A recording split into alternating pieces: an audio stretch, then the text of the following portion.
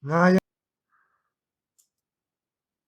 di depan kita udah belajar ada fungsi ln, ada fungsi eksponen. Eksponen E pangkat X. Nah, sekarang akan dimunculkan, oh ya, yang E pangkat X itu namanya fungsi eksponen asli atau fungsi eksponen natural. Ya. Nah, sekarang akan dimunculkan fungsi eksponen umum. Bentuknya adalah ini. A pangkat X, A-nya harus non-negatif ya. Jadi kalau yang lalu, fungsi eksponen asli itu bentuknya E pangkat X. Nah, sekarang ingat E itu bilangan sekitar 2,7 sekian. Gitu ya. Sekarang E-nya boleh bilangan berapapun. Asal tak negatif ya. Gitu ya. Kalau yang ini E pangkat tuh E itu sekitar 2,718 gitu ya. Nah, kalau A pangkat X, A-nya boleh setengah, boleh 7, boleh 2, boleh 5, gitu. A-nya asal positif.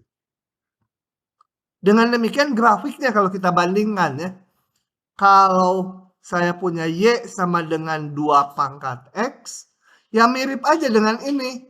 Cuma melengkungnya mungkin lebih yang satu di atas yang lain gitu ya. Nah, jadi makanya di awal tadi saya tanya gambar ln sama E pangkat X gitu ya. Karena sekarang mau membahas 2 pangkat X. Grafiknya kayak grafik fungsi E pangkat X. Gitu ya. Melalui ini 1,0. 0,1.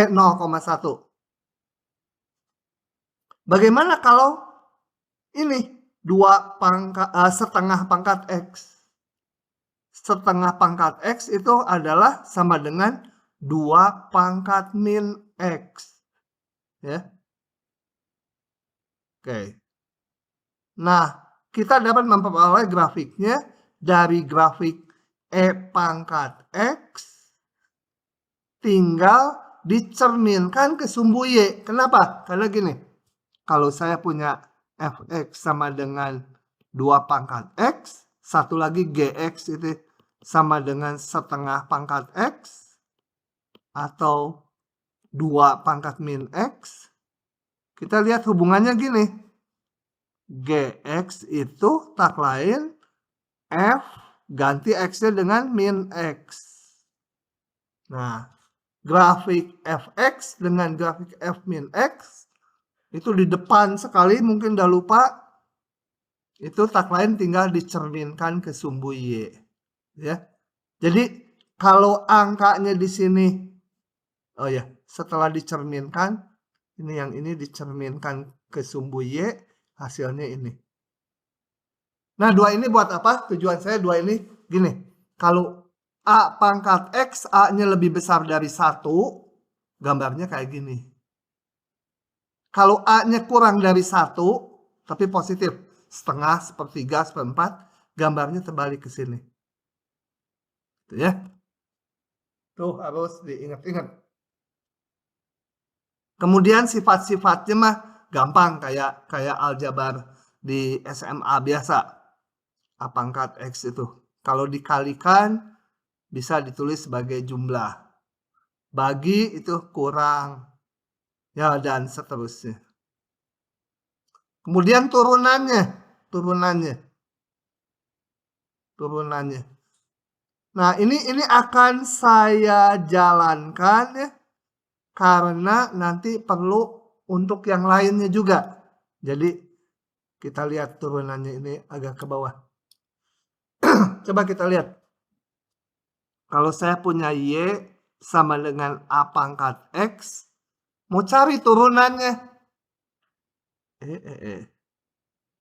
Ini diingat-ingat nanti suka keluar nih. Tapi yang lain bentuknya. Tapi caranya sama. Kalau ada pangkat dalam X, pokoknya pangkatnya memuat fungsi, pangkatnya itu ada X-nya. Cara yang paling baku dan sama terus itu kita lonkan kedua ruas. Ya, ditarik lonnya. Oke, ruas kiri nggak saya ubah dulu. Ruas kanan, kalau pangkat ln itu bisa ke depan, ya, pangkatnya. Baru saya turunkan terhadap X. Turunkan. Ini bawahkan lagi ya. Turunkan. Turunkan terhadap X.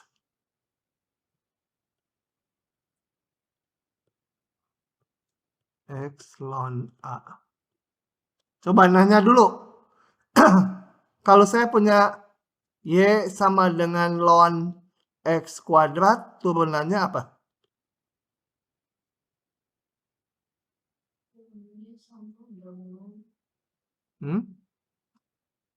Apa? Turunannya apa dari ini? Ini lupakan dulu. Ini aja. Apa? Kita lihat ya. Nih, dihapus aja. Itu namanya aturan rantai. Hapus dulu. Nah, ln Y. Pokoknya kalau ada ln, turunannya tuh pasti seper dulu. Kali turunan yang lebih dalamnya. Kali Y aksen. Ya.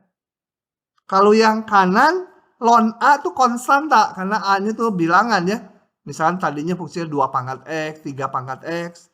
Ini konstanta. Jadi yang diturunkan hanya X-nya aja. X-nya diturunkan 1 kali ln A. Nah, dari sini akan didapat. Jadi nanti soal-soalnya polanya gitu ya. Ruas kiri selalu gitu. Y kali ln A. Atau Y aksen sama dengan Y-nya saya ganti ke ini yang awal. A pangkat X ln A. Itulah kalau Y sama A pangkat X turunannya ini. Nah, akibat dari sini maka kalau saya integralkan A pangkat X ln A, ini diintegralkan balik jadi A pangkat X. Tambah konstanta. Gitu ya. Kemudian kalau, ini sebut aja konstantannya D. Gitu. Kalau kedua ruas saya bagi dengan ln A, menjadi dibagi ln A semua.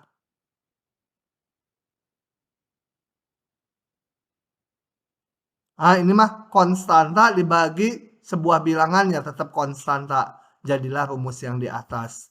Cuma ininya disebut C. Ya. Oke. Pusing lah yang ini ya. Coba kita lihat soalnya aja. Soalnya. Aduh, ini semua harus digeser ke bawah ya. Yang udah saya siapin. Oh, gampang lah. Set. Ini dong ke bawah dong. Ini. Mana kotaknya? Bener ya? Semua geser ke bawah. Geser ke bawah. Oke, kita lihat contoh ini. Supaya paham. Kayak tadi ya. Cari turunan ini. Jadi, saya punya Y sama dengan 3 pangkat akar X. Kalau ada pangkatnya memuat X, pangkatnya itu fungsi, dilonkan kayak tadi. Polanya sama kayak tadi. Ln 3 akar X. Gitu ya. Oke. Kemudian sederhanakan ruas kanannya. Kalau fungsi ln ada pangkat, pangkatnya bisa ke depan. Baru kita turunkan kedua ruas terhadap X. Turunkan. Akar 3 Akar 3 lagi. Akar X kali ln 3 gitu ya. Bentar, ini harus dikebawahkan lagi. Tempatnya tidak cukup. Yang jauh dulu. Oke. Nah, ruas kiri selalu kayak tadi. Ln Y 1/Y kali Y aksen. Ruas kanan ini konstanta, jadi nggak usah pakai perkalian turunannya. Yang ini aja diturunkan jadi apa akar X? Hah? Ya, ini X pangkat setengah diturunkan jadi apa? 1/2 akar X. Ln 3-nya mah ikut aja. Bilangan dia mah. Udah, jadi dapat Y aksen sama dengan Y kali 1/2 akar X kali ln 3. Atau Y-nya kembalikan ke yang awal. 3 pangkat akar X dikali 1/2 akar X kali ln 3. Gitu ya. Oke. Yang nomor 2. Balikannya. Nah. Balikannya. Bentar. Nggak usah. Balikannya. Balikannya kita pakai rumus. Aduh lupa rumusnya ya. Banyak pisan. Pakai rumus ini ya. Kita bentuk supaya ada bentuk A pangkat X. Mau yang atas, mau yang bawah rumusnya sama, beda konstanta aja. Supaya 2 pangkat sesuatu. Jangan 2 pangkat X pangkat 3, supaya 2 pangkat U gitu ya. Kenapa ini kayak ini? A pangkat X, ini pengen 2 pangkat sesuatu, jangan X pangkat 3. Jadi kita substitusi. U sama dengan X pangkat 3. Tujuannya apa? Supaya nanti berbentuk 2 pangkat U gitu. Nah, kita cari hubungan turunannya. Turunan DU DX sama dengan 3X kuadrat DX gitu ya. Punya enggak? Oh, punya ini. Kalau nggak punya, ya nggak bisa substitusinya. Jadi dari sini saya punya X kuadrat DX sama dengan DU dibagi 3. Jadi nanti ini X kuadrat DX diganti DU bagi 3. Oke. Nah, dari situ maka, oh ya batasnya jangan lupa. Batas-batas. Ini DX, berarti ini batas X-nya dari 1 sampai 2. Paling kecilnya 1. X-nya sama dengan 1, U-nya menjadi 1 pangkat 3 itu ya. Karena U sama X pangkat 3. X-nya sama dengan 2, U-nya sama dengan 2 pangkat 3, 8. Sehingga integral 1/2 X pangkat 3 X kuadrat DX itu menjadi integral dari 1 sampai 8 X kuadrat DX-nya ini saya ganti DU per 3 atau sepertiga, cuma DU-nya di belakang, sepertiga DU. Kenapa telat? Hah? Oh, sepertiga gitu ya. 2X pangkat 3-nya menjadi 2 pangkat U. Gitu. Oke. Nah, kita pakai rumus. Ini sepertiga mah bisa keluar kan? Ini menjadi apa nih? 2 pangkat U dibagi ln 2. Pakai rumus ini. Ya. 2 pangkat U DU Ya, sama dengan 2 pangkat U bagi ln 2. Nah, ini banyak, gimana ngingatnya? Harus latihan gitu ya. Udah tinggal masukkan aja batasnya sekarang mas 1 sampai 8 sama dengan 1/3. Ini saya kurung aja. Ln 2-nya dikeluarkan aja, nggak ada U-nya. 1/3 ln 2, 2 pangkat 8 dikurangi 2 pangkat 1. Sekian. Gitu. Pusing ya? Pusing. Logaritma kita lewat aja dulu ya. Udah kita lewat dulu. Mendingan yang lebih penting. Yang lebih penting itu tapi enggak nih, nanti tutorialnya keganjal. Oke. Udah jenuh ya? Dari tadi, aduh. Mulai kapan yang nggak direkam? Oke, ulangi. Tadi di atas kita bicara fungsi apa? Ini, fungsi eksponen umum. Fungsi eksponen umum ini. Grafiknya mirip dengan E pangkat X. Jadi E pangkat X sama ln harus hafal. E pangkat X seperti ini. Mirip dengan A pangkat X. Untuk A yang lebih besar dari 1. Nah, karena dia di sini monoton naik terus, berarti dia fungsi injektif, punya inverse. Inverse itu tinggal cerminkan aja grafik ini terhadap Y sama dengan X. Nih, nah, fungsi inverse itu disebut fungsi logaritma umum. Nulisnya gini. Gitu ya. Nah, karena ini dari sini ke sini membingungkan, lebih gampang mengingatnya yang ini. Pokoknya kalau ada fungsi logaritma umum, itu tak lain adalah ln X dibagi ln A. Jadi kalau ketemu nanti ada log 8 dari X. Saya nanti nulisnya ln X bagi ln 8 aja. Ln 8 konstanta. Semua operasinya nanti pakai yang udah dikenal di ln. Ya, turunannya ini, oke, nggak saya buktikan lagi.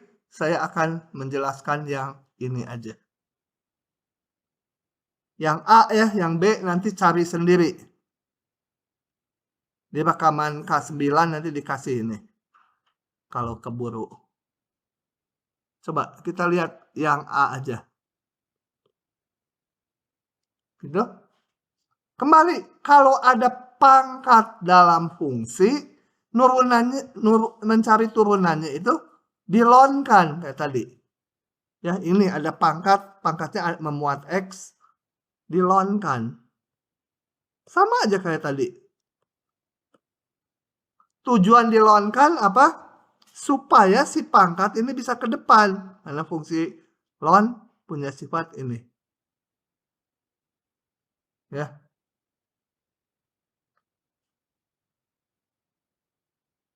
Setelah itu ngapain? Kita turunkan terhadap X. Kedua ruasnya. X ln X gitu. Oke? Tadi turunan ln Y, ln sesuatu adalah seperdia, seper Y, kali turunan Y-nya. Ruas kirinya selalu gitu.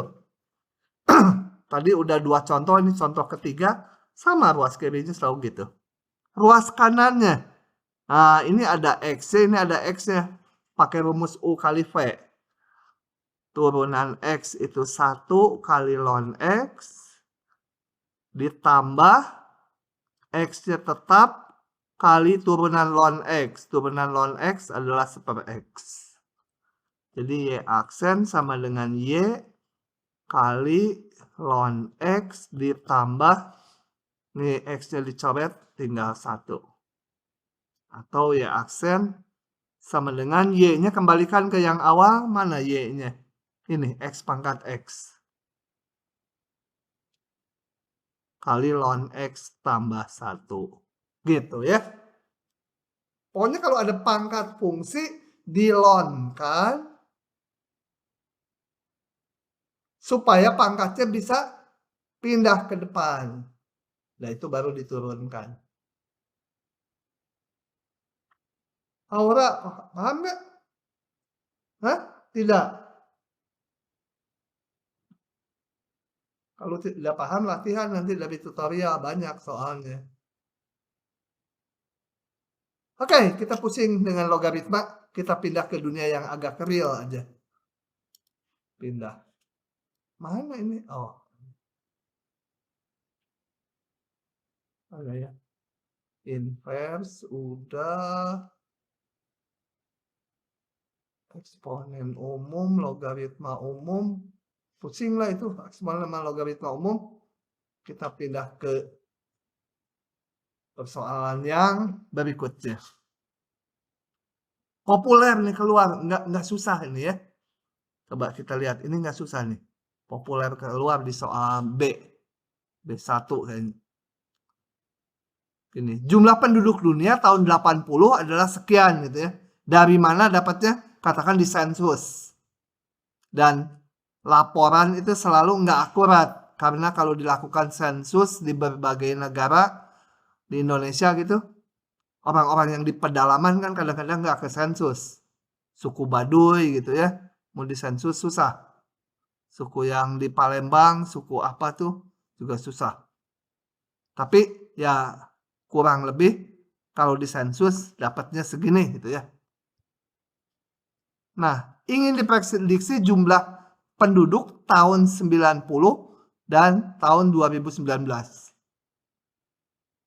Jadi katakan kita berada di tahun 85 itu. Tahun 80 saya tahu dapat sensus segini jumlah penduduknya. Tahun 90 berapa ya 5 tahun kemudian.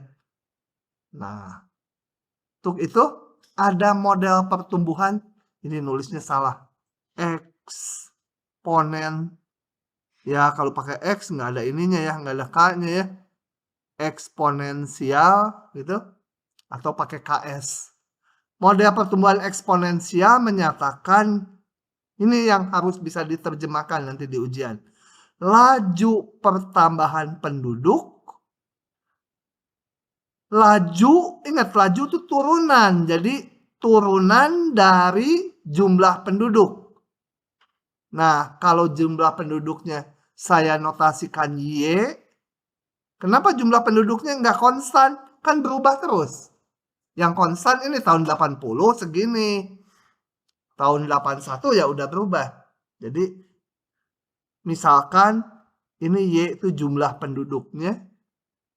Maka laju itu turunan dari jumlah penduduk, perubahan jumlah penduduk terhadap waktu. Nah, kalau dikatakan berbanding lurus atau sebanding, artinya dia sama dengan konstanta. Ya, kalau berbanding lurus atau sebanding itu artinya sama dengan konstanta kali buntutnya nih. Jumlah penduduk saat itu. Jadi konstanta kali jumlah penduduknya kan Y misalkan. Gitu ya. Konstantanya berapa? Tergantung makhluk hidupnya. Kalau kelinci berapa, manusia berapa. Nah, untuk manusia dapat angkanya segini. Kita nggak perlu menyelidiki lagi lah dari mana ini ya. Dipercaya aja bahwa laju pertumbuhan penduduk konstantanya segini. Tujuan kita ngapain tadi?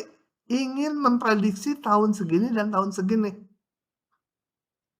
Berarti saya harus mencari Y-nya sebagai fungsi T. Y-nya berapa? Gitu ya. Nah, mendapatkan Y-nya gimana? Lakukan metode pemisahan variabel. Pemisahan variabel itu diingatkan kembali, yang ada DY kumpulkan dengan yang ada Y. Yang DT dengan yang ada T. Ya, ini T-nya nggak muncul, ya udah DT doang. Konstanta Ikut mana aja konstanta mah. Mau ikut yang Y boleh, mau ikut yang T boleh. Selalu bentuknya gini nih. Nah, ini kan jadi ln kalau diintegralkan. Kenapa diintegralkan? Supaya keluar Y-nya. Integralkan.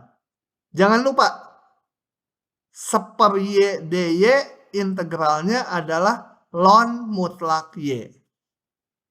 Kalau yang ini diintegralkan menjadi ini aja ya. Oke. Jadi ini yang baris ke bawah tuh ini diintegralkan, dt jadi t. Seper Y jadi ln mutlak Y. Gitu? Kamu kok nggak nyalin? Hah? Oh. Atau nanti lupa 2 menit lagi juga. Ya nggak apa-apa, nanti ada rekamannya.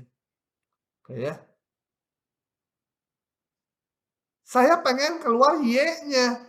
Kalau udah Y-nya keluar, ya kita bisa memprediksi tahun segini dan segini. Oke. Mutlak Y itu tanda mutlaknya bisa saya hilangkan. Kenapa? Karena Y ini kan pasti positif. Betul? Masa jumlah penduduknya negatif? Nggak ada itu ya. Karena Y-nya udah positif, mutlaknya bisa dihilangkan. Sehingga saya punya ini. Nah, kalau saya punya ln Y, gimana supaya keluarnya Y? Saya kan pengennya ini. Y sama dengan berapa supaya bisa memprediksi tahun ini. Y itu jumlah penduduk kan. Dari sini supaya Y-nya nongol gimana? Dicoret. Hah? Diturunin. Dapatnya Y aksen atau? Hah? Terhadap apa? Nah, yang ini juga harus diturunin dong terhadap Y. Gimana nurunin terhadap Y? Kalau ruas kiri diturunin terhadap Y, ruas kanan juga harus turunin terhadap Y. Nggak bisa. Nah, ini diingat-ingat ya. Kalau ada bentuk gini, ln-nya pengen keluar, Y-nya pengen keluar. Maka saya lakukan dirangkai dengan komposisinya. Dengan inversnya. Ln itu inversnya apa? Fungsi ln. Fungsi apa? Eksponen ya. Pangkat X ya. Jadi di-pangkatkan. Tentunya ruas kanan juga harus di-pangkatkan. Supaya sama ya. 0127 0173 T ditambah C gitu kan. Nah, ini saling inverse, ingat. Ln dan pangkat saling inverse. Jadi hasilnya Y aja. Yang kanan saya mau pisahkan pangkat ini tambah ini menjadi pangkat 0,0173 T kali pangkat C. Ya, karena pangkat itu kalau kali jadi jumlah. C. Nah, dapat Y-nya. Itulah yang ada di sini Y-nya. Cuma pangkat C-nya ditulis di sebelah depan. Ininya sama. Gitu. Ingat, kalau ada ln sesuatu, ln U-nya pengen keluar, di-pangkatkan. Nah, lanjut lagi, kan kita belum memprediksi. Kita set tahun 80 sebagai tahun ke-0. Supaya ngitungnya nggak pakai ribuan gini. Boleh juga ini T-nya 1980. Nanti kalau yang ini masukkan 1990. Oh, gede, susah. Kita di sini harus menentukan dulu, nggak bisa memasukkan T-nya begitu aja. Karena ini pangkat C-nya berapa? Nah, kita lihat tahun 80 anggap sebagai tahun ke-0, T-nya 0. Pada saat tahun 80 berarti jumlah penduduknya Y-nya itu saat T-nya 0. E pangkat T-nya 0. Kita set ini sebagai T sama dengan 0. Nah, ketemu kan? E pangkat 0, 1. E pangkat C-nya sama dengan 4,433 kali 10 pangkat 9. E pangkat C-nya, nah saya hitung di sini. Ya. Jadi waktu tahun ke-0, tahun ini, penduduk sekian, ini baru di sini dimasukkan. Y 0, waktu tahun ke-0, waktu tahun ke-0, penduduknya sekian, Y-nya sekian. Y-nya sekian, sama dengan tadi ini E pangkat C kali E pangkat 0 ya, persis yang saya tulis tadi. Ini E pangkat 01, jadi E pangkat C-nya dapat. Nah, tulis ulang Y-nya. Dengan demikian, tahun 19 berapa tadi? 90, berarti ini tahun ke-10 ya. Kan ini tahun 0. Ini 10 tahun kemudian, jadi tahun ke-10. Masukkan aja di sini, T-nya 10. T-nya masukkan 10, kalau dihitung sekian. Tahun 2020, berarti T-nya berapa? Tahun 2020, berarti T-nya 2019, 39 ya. Nah, ya udah masukkan lagi aja ke sini T-nya 39.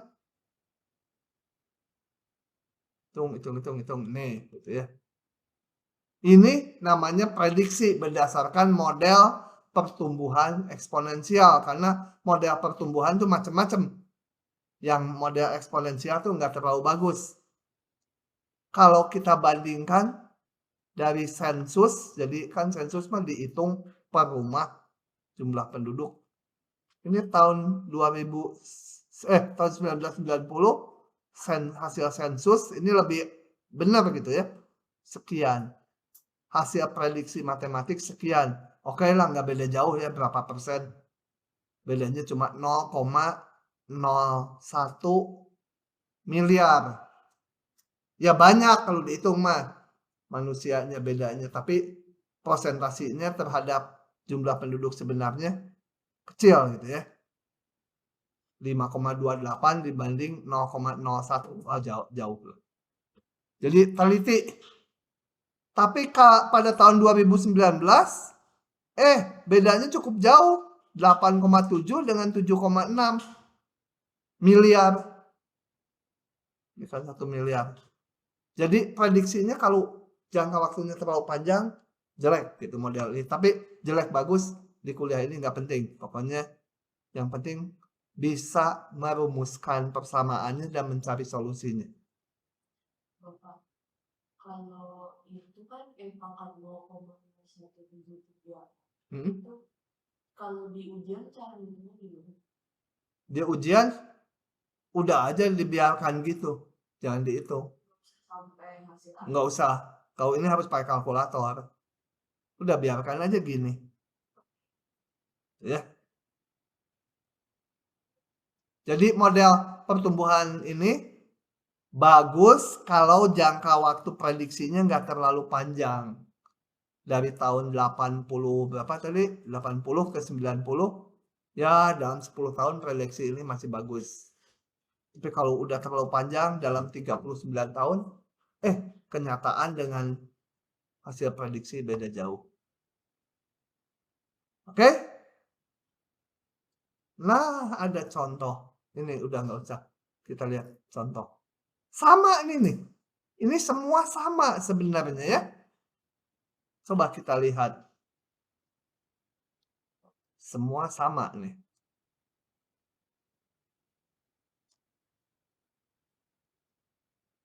Laju pembiakan bakteri, silahkan. Coba kita lihat contoh berikut ya. Laju pembiakan bakteri, maksudnya bakteri ini membelah jadi 1 jadi 2. Kalau ada 2 ya masing-masing membelah, dianggap pembelahannya barengan gitu ya idealnya. Kenyataannya kan enggak samaan. Oke.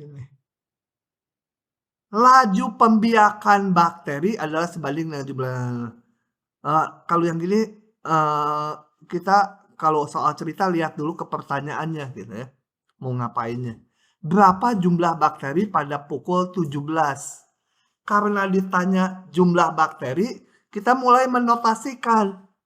Misal T itu waktu, Y itu jumlah bakteri. Aduh, sorry. Misal T, Y masing-masing waktu. Kalau di matematik waktunya udah seragam, jadi kalau jam semua gitu ya.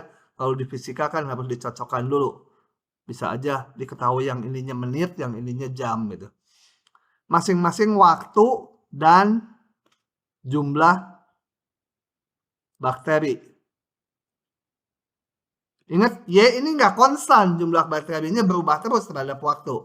Karena dia membelah. Oke.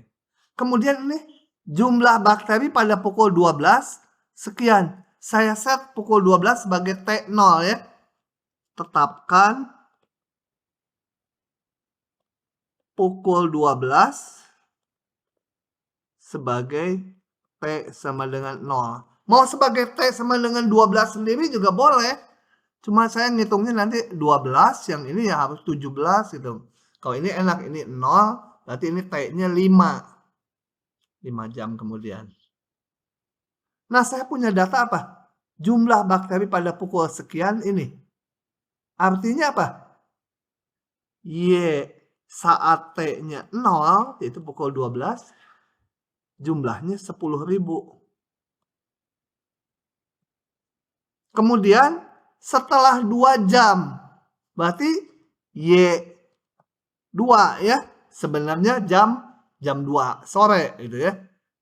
Setelah 2 jam, Y2 40.000. Nah, bagaimana menyelesaikan persamaannya? Ini belum kita pakai. Laju pembiakan bakteri. Ingat kalau laju itu berarti turunan.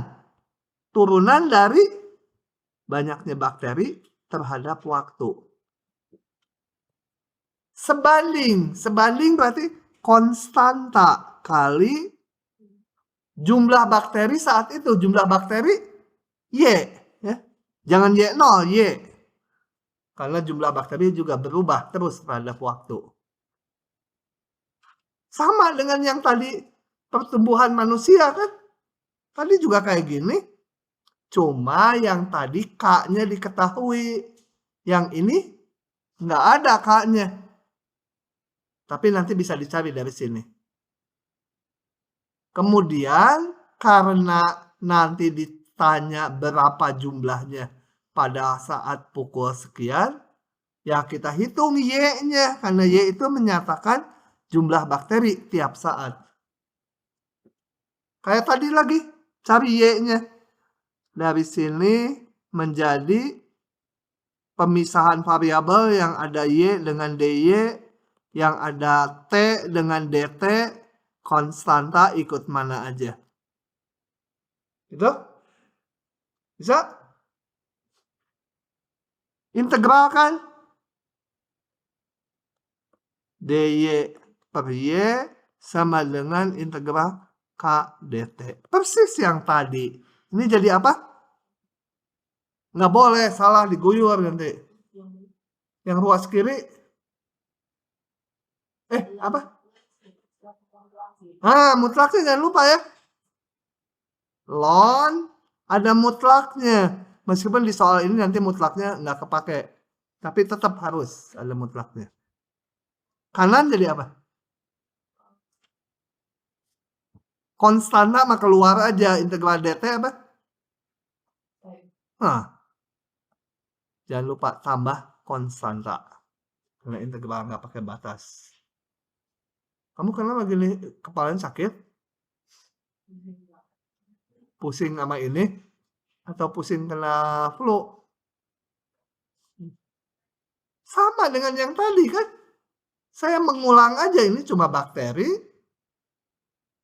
Nah, kemudian karena Y-nya pasti positif, kan bakterinya nggak mungkin minus. Jumlah bakteri minus 7, ya nggak bisa itu. Maka mutlak Y bisa ditulis Y aja. Sehingga saya punya ln Y sama dengan KT tambah C. Saya pengen tahu Y-nya. Jadi diapakan tadi? Hah? Ah, di E pangkat kan ya?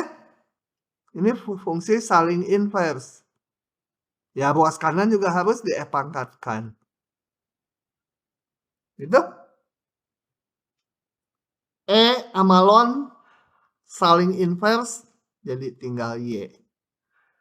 E pangkat C saya tulis sebagai ini ya. Karena ini jumlah, jadi hasil perkalian. E pangkat ini kali E pangkat ini sama dengan E pangkat ini tambah ini. E pangkat C-nya taruh di depan aja. Mau di belakang juga nggak apa-apa.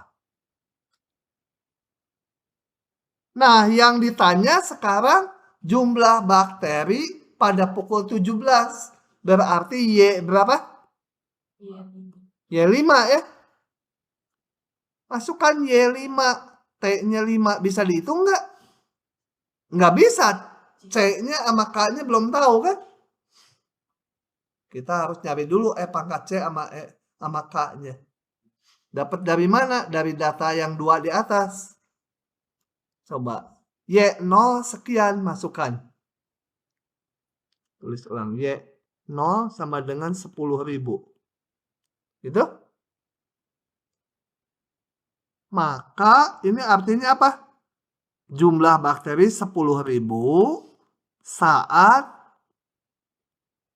T-nya 0 ya. Gitu?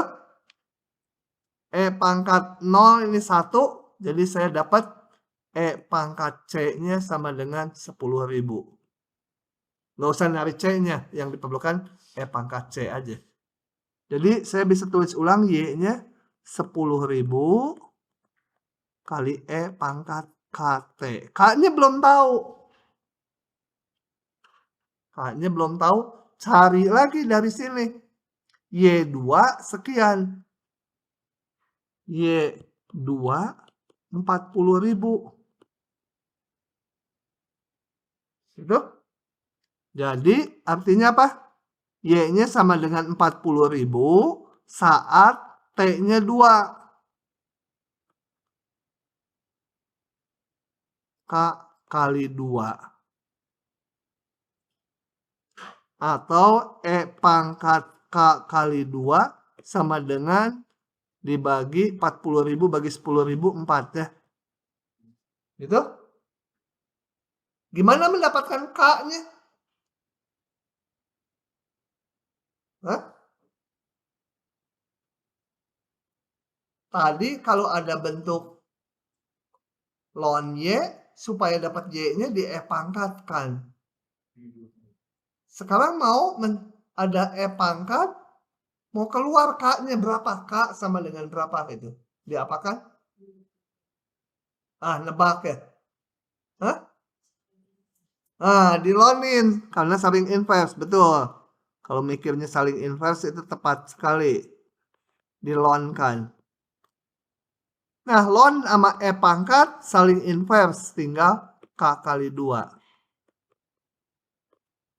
Jadi K-nya sama dengan setengah ln 4. Ya biar aja nggak usah dihitung, susah gitu ya. Sebenarnya bisa gini. Mau disederhanakan dikit bisa. Sama dengan setengah ln 2 pangkat 2. Pangkat bisa ke depan. 2 per ln 2 sama dengan ln 2. Kalau ditulis gini juga nggak salah. Nah, dengan demikian saya tulis lagi Y-nya.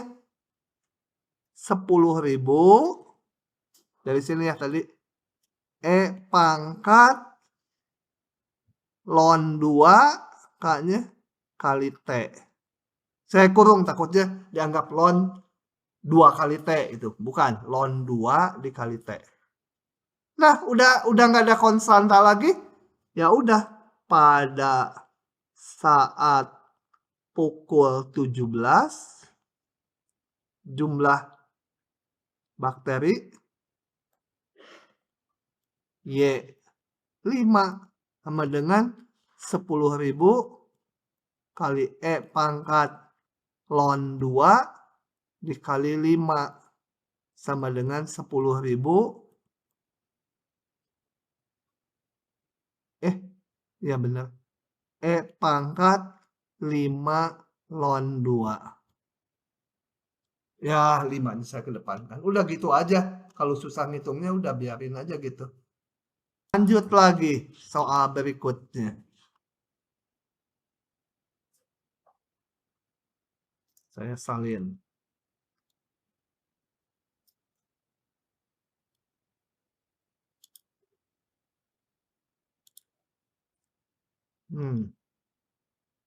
Lumayan kalau keluar di soal C, bener ini kan 8, poinnya 8.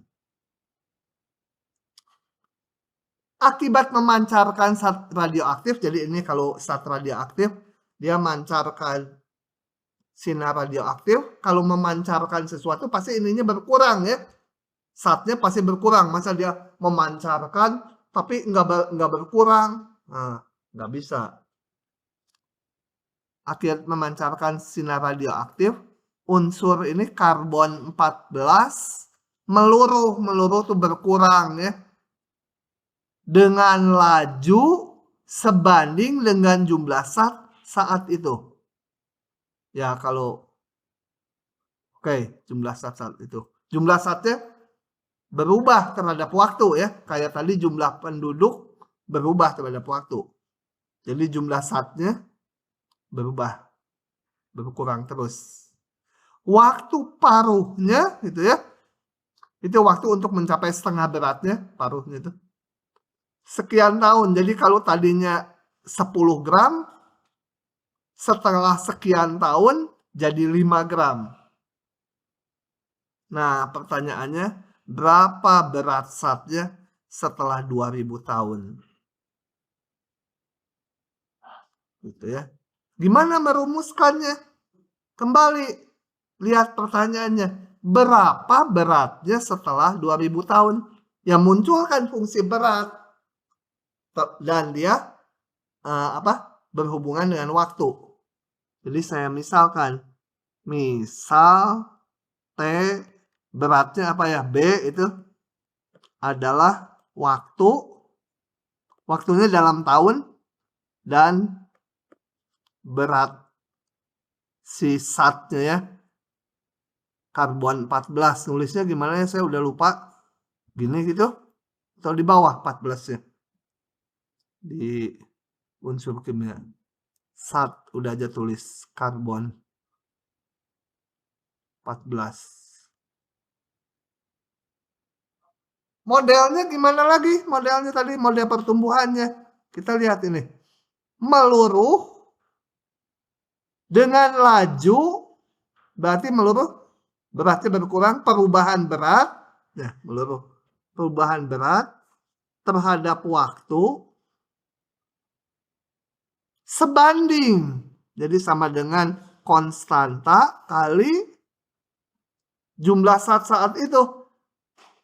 Jumlah zat itu berapa? Ya B, kan berubah jumlah zatnya. Ini, berat zat saat itu.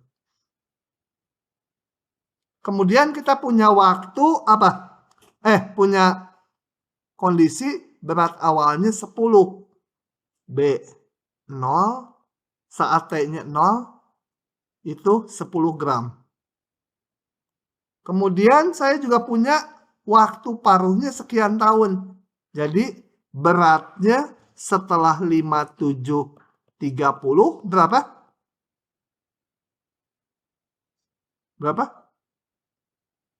5 ya. Kan menjadi separuhnya. Nah, yang ditanya beratnya setelah 2000 tahun. Berapa? Nah, dari data ini persis yang tadi. Lihat, yang tadi ada persamaan seperti ini. Kalau yang di bawah tadi B ya, dB/dt K kali B. Sama dengan ini, penyelesaiannya sama. Ada dua syarat. Kalau yang di bawah B0 dan B57, berapa tadi? 80 gitu. Jadi peluruhan radioaktif sama aja gitu ya. Cuman nanti kalau dihitung K-nya akan dapat negatif. Kenapa? Karena berkurang kalau bakteri bertambah. Nanti otomatis kalau kita jalankan persis seperti ini, ketemu K-nya negatif, biarin aja. Karena memang berkurang. Jadi ini sisanya kerjakan sendiri ya. Kerjakan seperti contoh sebelumnya. Nah, yang ini tuh dikerjakan. Jadi kalau kalian mengerjakan, buka tutup atasnya jadi paham gitu. Kalau saya suruh kerjakan gini nggak dikerjakan ya pas ujian juga nggak bisa. Oke, direkam sekarang. Oke, pada soal ini saya mau tetapkan pukul 8 pagi itu sebagai T sama 0 ya. Kenapa nggak T sama dengan 8 aja, biarin gitu? Boleh juga. Karena ini nanti pada pukul berapa temperatur benda mencapai 16. Kalau nanti saya hitung T-nya 3, berarti pukul 8 tambah 3 gitu ya. Saya mau setnya supaya T-nya enaknya mulai di 0 gitu. Jadi gini. Misal atau tetapkan atau boleh misal pukul 8 pagi itu sebagai T sama dengan 0. Misal juga ini kan berhubungan dengan temperatur benda yang kita amati temperatur bendanya. Misal temperatur benda saat T berubah-ubah tentunya ya T-nya adalah nggak usah pakai koma, adalah temperaturnya mau apa? Y gitu ya, boleh aja mau pakai T lagi boleh, tapi T kan udah waktu, nanti temperatur pakai T besar T gitu kan nyebutnya, yang mana itu udah Y. Maka ini min 20 tuh apa? Kalau pakai notasi ini. Y0 ya. Y0 sama dengan min 20. Kemudian 5 menit kemudian. Berarti sebentar, T-nya mau dalam menit, mau dalam jam. T dalam jam aja ya. Jadi Y berapa ini? 5 menit kemudian, berarti 5/60 ya. 5 menit kan 5/60 jam. Sama dengan 0. Atau Y berapa ini? 1/12 0. Satuannya jam saya pakainya. Karena pada pukul berapa nanti dihitung jamnya. Mau 4 menit juga bisa. 4 menit aja ya lebih enak ya. Ya nanti kalau waktunya dibutuhkan 100 menit, berarti jam 8 ditambah 1 jam 40 menit gitu. Supaya nggak per-peran, itu per-peran nggak enak dalam menit. Jadi kalau T-nya 75 artinya 8 tambah 75 menit. Y5. Aduh, ngantuk terus dia tuh. Y5, 0 ya. Nah, ini yang nggak ada di sini. Kalau proses pemanasan, kalau ini ya, tadinya min 20 dipanaskan di ruangan. Atau pendinginan, itu ada namanya hukum. Ini saya tulis pakai warna lain, karena berlaku untuk soal yang lain juga. Hukum pendinginan, bisa juga pemanasan, Newton, itu adalah gini, apa bunyinya, laju perubahan temperatur benda itu sebanding N-nya mana? Sebanding dengan, bukan dengan temperatur benda. Kalau yang tadi laju pertambahan bakteri sebanding dengan jumlah bakteri. Kalau ini enggak, sebanding dengan selisih temperatur benda dengan lingkungannya.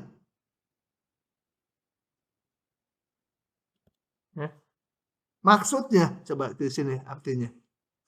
Ini saya pakai temperatur benda Y. Jadi kalau diterapkan hukum pendinginan Newton, dy dt. Kenapa dy dt ini? Laju perubahan temperatur. Sebanding sama dengan konstanta kali temperatur benda dikurangi temperatur lingkungannya. Berapa temperatur lingkungannya di sini? 24 ya. Jadi meskipun ini minus 20 ditaruh ke sini kan dinginnya kan menyebar ke ruangan, tapi tetap karena ruangannya besar, ini bendanya kecil, ruangan mah tetap aja 24 konstan. Sebenarnya mah berubah, tapi nggak ada artinya perubahannya. Ya. Oke? Sebentar. Benar nggak ya? Nah, kita lihat. Saya punya persamaan mirip. Sekarang nggak sama ya. Mirip dengan ini. Cuma ininya beda gitu ya. Kalau yang ini, contoh ini dengan contoh sebelumnya persis sama gitu. Modelnya sama. dy dt ky. Yang ini juga yang mana? Oh, yang di slide saya yang pertumbuhan jumlah penduduk juga sama kayak gini.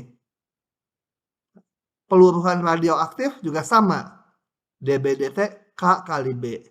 Kalau ini dy dt K nggak kali Y min 24. Karena ininya bukan sebanding dengan temperatur benda, tapi sebanding dengan selisih. Itu hukum Newton. Gimana mendapatkan solusinya? Kembali, pemisahan variabel. dy yang ada Y kita satukan dengan dy. Apa? K dt itu ya. Syarat ini nanti dipakai untuk menentukan K-nya. Integral kan?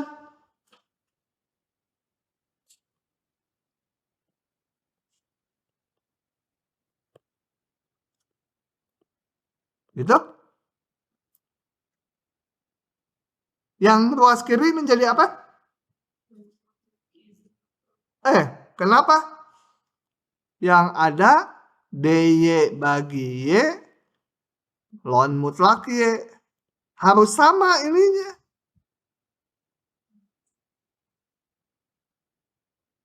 Nah, ini nggak sama kan? Ini Y min 24. Mungkin tetap sama hasilnya. Tapi ya nggak boleh langsung. Harus berbentuk integral dulu gini. DU ininya U, baru ln mutlak U. Nah, supaya jadi gitu, maka ruas kiri ini saya substitusi. Substitusi yang kanan sih tinggal K kali T. U sama dengan Y min 24. DU sama dengan berapa? 1 DY ya. DU DY ya. DU DY ini. Jadi yang ruas kiri integralnya apa?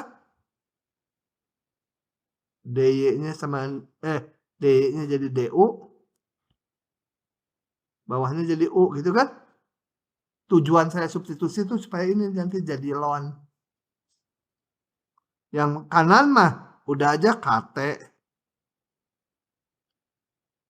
Yang kiri menjadi ln mutlak U. Kok tambah? Atau ln, kebetulan benar tadi dia ngomong ya. Tapi sebenarnya harus ada prosesnya. Ln ini. Coba kalau ini bentuknya kuadrat, nggak bisa jadi ln. Gitu ya. Atau Y tambah. Pokoknya nggak semua jadi ln itu, tergantung ininya. Kebetulan kalau linear kayak gini masih sama. Supaya keluar gimana? Pangkatkan. Kenapa harus dikeluarkan? Karena kita mau ngitung Y-nya ya. Kan pertanyaannya pada pukul berapa temperaturnya 16. Y-nya 16, T-nya berapa nanti? Pangkat apa?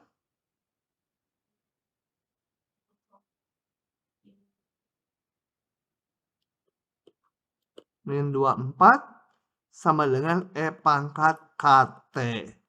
Harus hati-hati sekarang nih. Kenapa? Karena ini Y min 24 positif negatif? Bisa positif, bisa negatif. Tadi Y 0 berapa?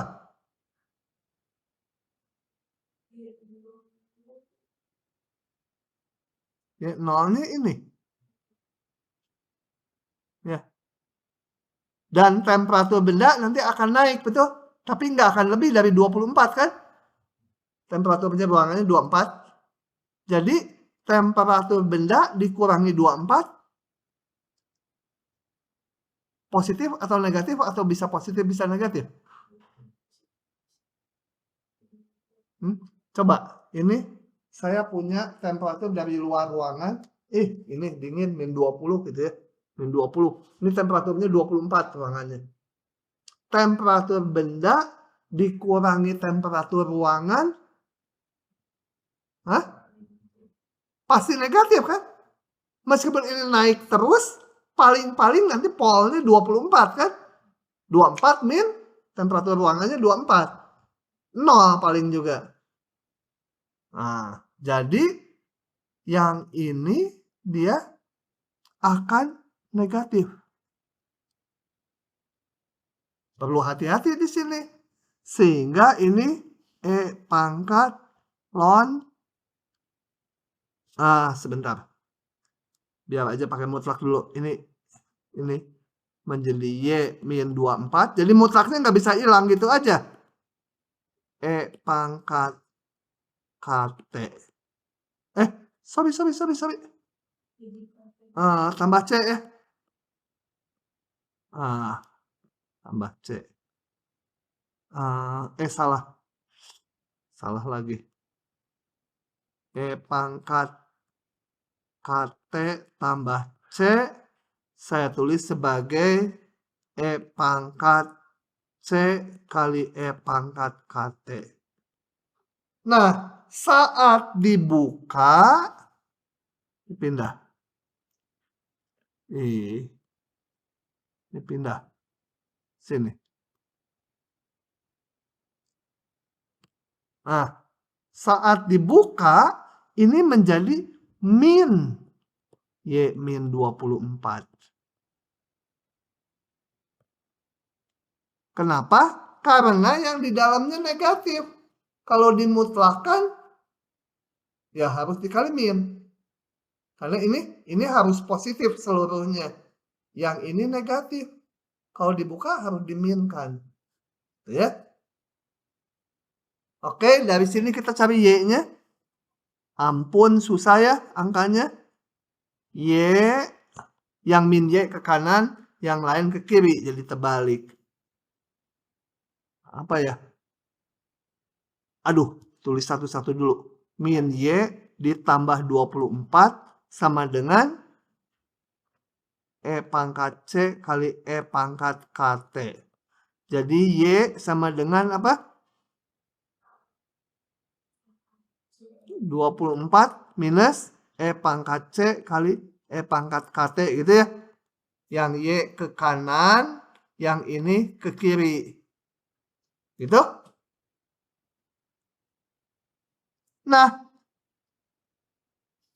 cari C dan K-nya. Pangkat C sama K-nya. Pakai syarat ini.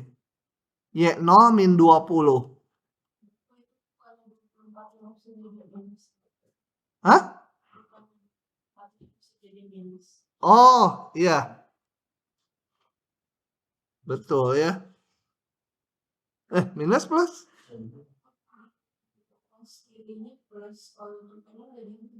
Enggak, yang dipindahin Y-nya ke kanan. Yang ini ke kiri. Bingung ya? Yang E pangkat C sama E pangkat KT yang dibuka. Nanti supaya nggak bingung kamu. Min Y sama dengan min 24 ditambah E pangkat C kali E pangkat KT. Betul? Sekarang saya kali min 1. Persamaan boleh ya? 24 min E pangkat C kali E pangkat KT. Ya. Oke. Sekarang cari konstantanya. Y0 min 20 katanya. Y0 sama min 20. Jadi apa? Min 20 sama dengan 24 dikurangi E pangkat C kali E pangkat K kali 0 gitu ya. Ini kan 1 biasa. Jadi E pangkat C-nya berapa? Sama dengan pindah ke kanan, yang ini pindah ke kiri. 4 gitu ya. 24 tambah 20. 48 ya. Ya. E pangkat C sama 44. Aduh, saya jadi ketularan kamu nih. Nggak bisa ngitung. Oke. E pangkat C-nya udah dapat. Jadi saya dapat Y sama dengan apa? 24 dikurangi E pangkat C-nya 44 E pangkat KT. Cari K-nya. Ada syarat lagi tadi setelah 2 jam. Setelah 5 menit. Y5 0. Y5. Sebenarnya ini hanya memasukkan syarat-syarat aja mencari konstanta. Yang susah tadi dari sini sampai sini. Jadi 5 sama dengan 24 min 44 E pangkat KT gitu ya. Atau 44 E pangkat KT. Betul ya. Sama dengan 24 dikurangi 5. 19. E pangkat KT sama dengan 19 per 44. Salah lagi. T-nya saat 5. Y5 kan. 5. K kali 5. Supaya keluar K-nya diapakan? Lonkan. Panjang tapi nggak susah. Ini mah cuma panjang aja. 19/44. Ini menjadi K kali 5. Ln 19/44. Jadi K-nya sama dengan 1/5 ln 19/44. Ini ingat loh, ini negatif nih. Ln kurang dari 1. Ln 1 0, ln kurang dari 1 negatif. Memang K-nya akan negatif karena apa? Temperaturnya udahlah pokoknya hitungannya negatif, biarin aja. Jadi saya dapat Y sama dengan, kembalikan ke sini, 24. Panjang ya. 24 min 44. Ampun. E pangkat KT. E pangkat K-nya ini 15 ln 19/44 kali T. Hah? Apa? Oh, 1/5. Udah pusing sekali ngitungnya. Nah, pertanyaannya tadi,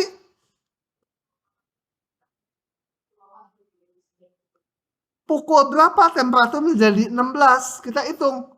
T-nya berapa menjadi 16? Temperatur menjadi 16 saat T berapa? Ya kita cari di sini.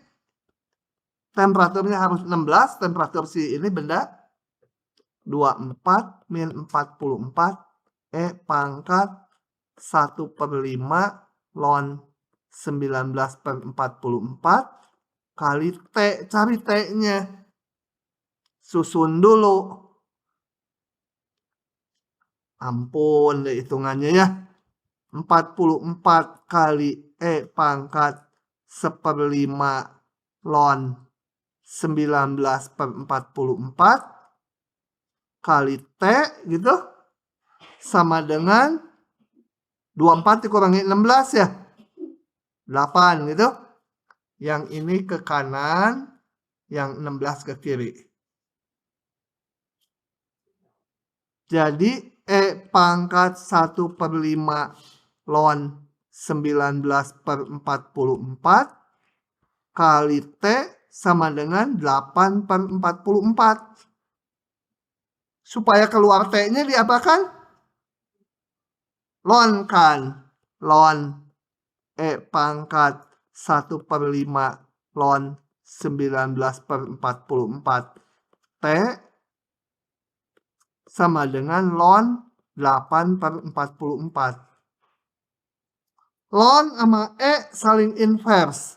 Tinggal 1/5 ln 19/44 kali T sama dengan ln 8/44. Ampun deh angkanya. T-nya sama dengan ln 8/44 dibagi 1/5 ln 19/berapa ini tulisan udah nggak kebaca? Per 44. Ini meskipun rumit tapi angka. Ya harus pakai kalkulator. Misalkan ini didapat hasilnya misalkan 27. Jadi jawaban ini berapa? 27. Hah? Enggak. Dapat T-nya 27 gitu kalau dihitung. Ini setelah dihitung dapat T-nya 27. Artinya pukul berapa temperaturnya menjadi 16? Gitu ya. 8 ditambah 27 menit. Gitu ya. Nah, ini harus dihitung dulu. Ya, saya sebut ini sebut aja sama dengan apa? P gitu ya. Angka tapi ya. Harus pakai kalkulator ini angka. Jadi temperatur jadi 16 derajat. 16 betul? Saat Tadi saya ngitung 16 bener sih? Oh ya 16. Saat pukul 8 ditambah P menit. Ya kalau lebih dari 60 ya tambah sekian gitu ya. Gitu. Rumit ngitungnya, tapi logikanya sama aja dengan yang sebelumnya. Aduh, sampai 43. Baik.